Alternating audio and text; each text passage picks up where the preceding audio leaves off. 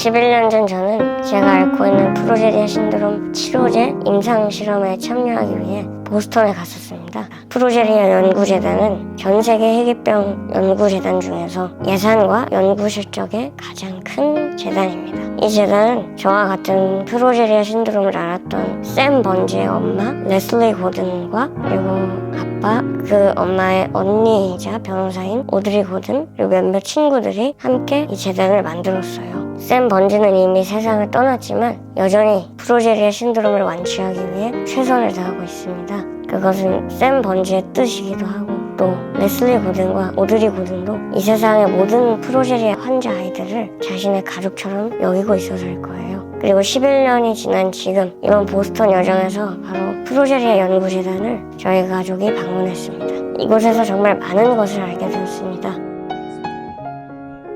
무엇보다 제 병 프로제리아 신드롬을 치료하기 위한 최신 정보들을 알 수 있었고 어쩌면 이 병이 정복될 수 있을지도 모르겠다는 생각을 갖게 되었습니다. 프로제리아 연구재단은 11년 전 채취한 제 혈액을 여전히 보관 중이었습니다.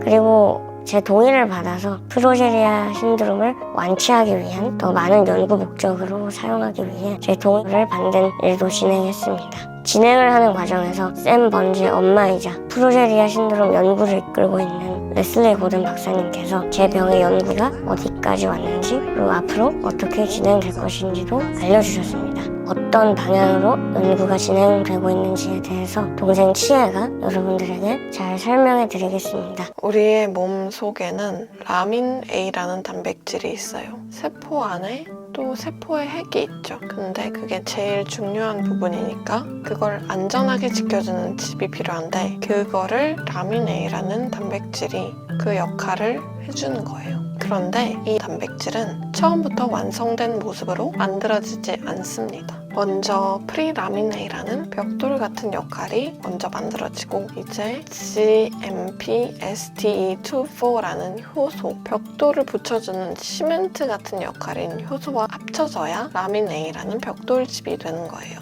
그런데 윤리 오빠가 앓고 있는 이 병 소아조로증은 벽돌이 망가진 거라고 생각하시면 돼요. 세포 안에 그게 쌓이면서 세포들이 점점 약해지고 또 부서지기 시작하는 거예요. 여러 가지 몸에서 발현되는 게 많겠죠? 머리카락이 안 난다든지 키가 잘 안 자라다든지 손톱이 제대로 안 자라다든지 관절이 약하다든지 그래서 조로증인 거고 빨리 늙는다라는 의미가 되는 건데 이 소아조로증 환우들이 겪는 노화라는 게 일반적인 노화랑은 좀 달라요. 정상적인 노화는 수십 년에 걸쳐서 서서히 진행되고 몸뿐만이 아니라 감정, 사고력, 두뇌 기능 등등 정신적인 부분까지 함께 변화하는 건데 소아조로증은 단 몇 년 만에 몸 전체가 망가지는 것과 가까워요. 하지만 두뇌는 늙지 않아요. 그래서 겉모습보다 훨씬 더 복잡하고 또 안타까운 점이 많아요. 미국과 세계 여러 나라들의 과학자들이 어떻게 하면 이 프로제린이라는 잘못된 단백질을 없앨 수 있을까? 지금까지는 대표적으로 세 가지 방향에서 연구하고 있어요.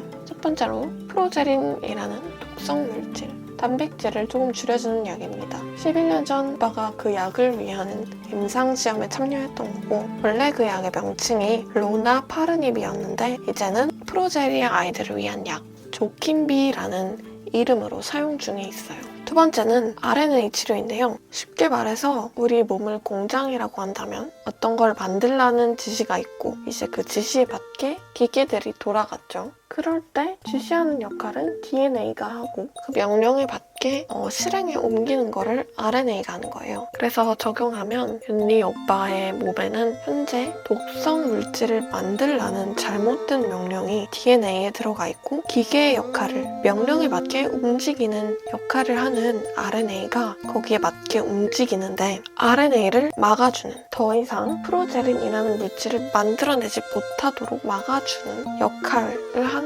치료제를 연구 중인 겁니다. 레슬리 고든 박사님의 최종 목표가 치료제로 프로제린이라는 독성을 제로에 가깝게 만드는 거라고 합니다. 비교적 안전한 방법이지만 계속해서 투여가 필요한 방법이기도 해요. 마지막으로 유전자 가위 치료입니다. 가장 혁신적인 방법으로 좀 전에 그 공장 예시를 가져오면 독성 물질을 만들라는 지시를 하는 DNA 그 그 DNA에 있는 지시를 원래대로 수정하는 치료라고 보시면 됩니다. 가장 혁신적인 치료 방법으로 미국 브로드 연구소의 데이비드 리그 교수님과 전 NIH 국장 프랜시스 콜린스 박사님이 연구를 이끌고 계십니다.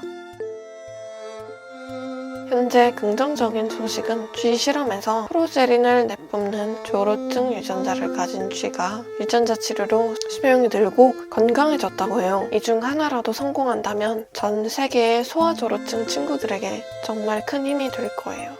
두 분이 일하시는 사무실을 보면 열정 없이는 이 일을 지속할 수 없다라는 신념으로 이곳저곳에 동기부여가 될 수 있도록 샘 번지와 찍은 가족 사진이나 여러 프로제리아 아이들의 사진과 편지, 그리고 프로제리아 재단이 주최했던 행사들이나 세상을 떠난 프로제리아 아이들을 기리기 위한 마라톤 행사 메달 티셔츠로 그 공간을 채워놓은 것을 볼 수 있었어요. 그리고 가장 인상 깊었던 것은 저와 미겔의 2014년의 사진의 흔적들을 확인할 수 있었던 것입니다. 미겔과 제가 처음 만났던 때가 생각이 났었습니다. 미겔의 그 2014년 9살 때 사진을 보고 저도 정말로 미겔이 보고 싶고 이번엔 꼭 만나야겠다 다시 한번 다짐을 하게 되었고, 무엇보다 저보다 먼저 프로제리아 신드롬을 알았던 선배들의 흔적과 삶을 생각하게 되었습니다.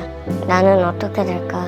언젠가는 저도 이 친구들처럼 삶이 끝나는 시간이 오겠죠. 그 두려움과 막막함은 참 오랫동안 저를 힘들게 했습니다. 10대의 마지막이기도 했고 또 몸과 마음으로 삶과 죽음을 느끼게 되었습니다. 왜 벌써 이 나이부터 내가 이런 죽음을 생각해야 되는지. 하지만 이제는 그런 두려움과 막막함의 감정을 많이 떨쳐냈습니다. 어차피 시간은 흐르고 그 시간 속에서 또 기회가 올 것이고 나는 나대로 내가 할 일을 하고 또 내 인생을 마음껏 즐기고, 다만 저에게 프로제리아 신드롬이 완치될 수 있는 기회가 주어지면 좋겠다는 거죠. 지금까지 그래왔던 것처럼 동생 치에와 함께 제 삶을 잘 기록할 겁니다.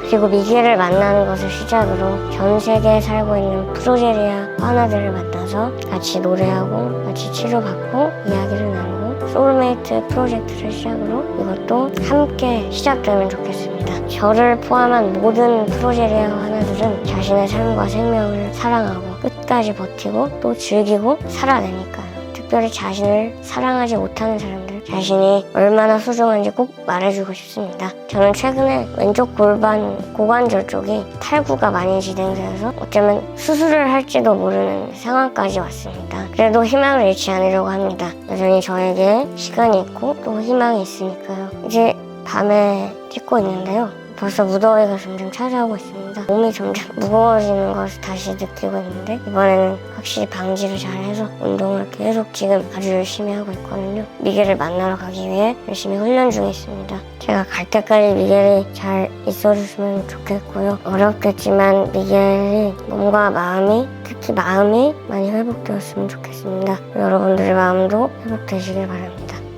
감사합니다.